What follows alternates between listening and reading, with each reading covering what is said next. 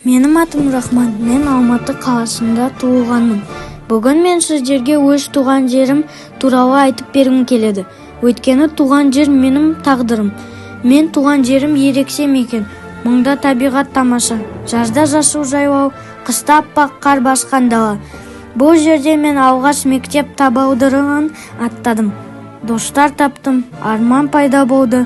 Туған жерімнің тарихы терең, халқы еңбекқор.